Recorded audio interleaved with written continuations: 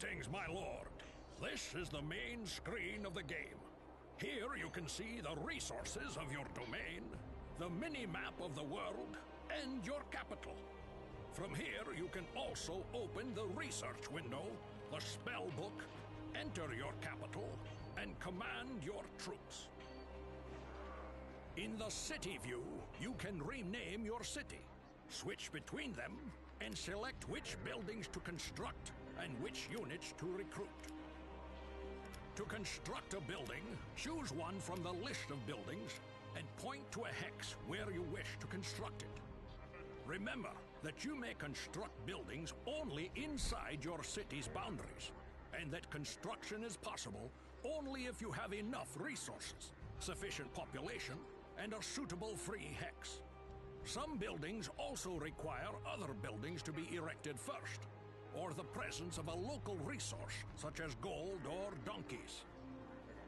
In order to hire a unit, you must first have built the requisite structures, and you must possess sufficient resources.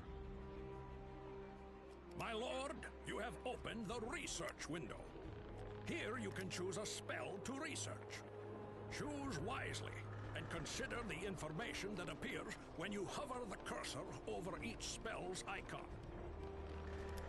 This is your spell book, which contains all the spells you have learned. Note the indicator beside each spell's icon. This shows how much time is required to cast the spell. To give an order to a unit, you must first select it with a left click of the mouse. The selected unit can then be ordered to move or to attack. Orders are given also by mouse.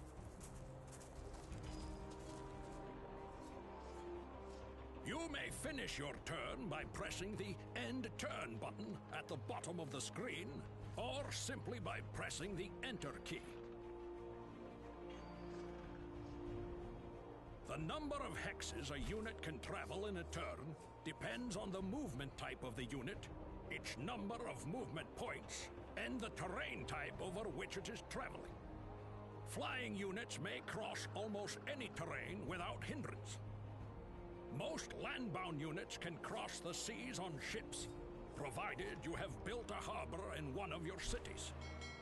If a unit has spent all of its movement points, it cannot move further or attack that turn. Note that attacking uses up all remaining movement points.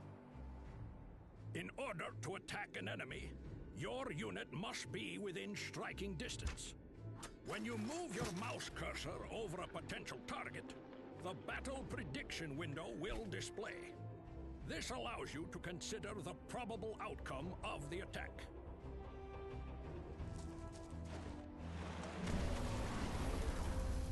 Your units may capture cities.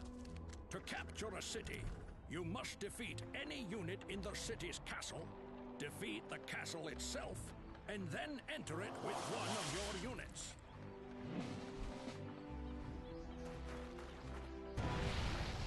My lord, you have received the first humble request for your assistance.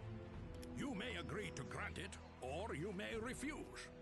But do consider who is asking. It is unwise to refuse quests offered by the gods. They may become quite angry if you refuse, and even more angry if you fail to complete a task. You have opened the diplomacy screen. From here, you can enter negotiations with other great mages who you have encountered. With them, you may offer trade, make peace or non-aggression pacts, declare war, and so on. Also note the Circle of Gods, which shows you how you yourself and the other great mages stand with the gods of Ardania.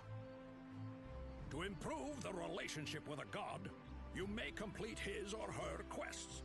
Improving these relationships will allow you to gain new spells and hire his or her servants.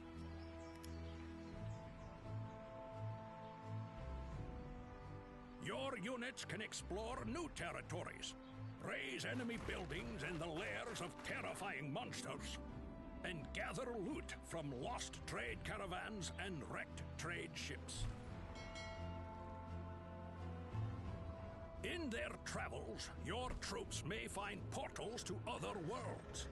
To enter a portal, simply send a unit to its hex.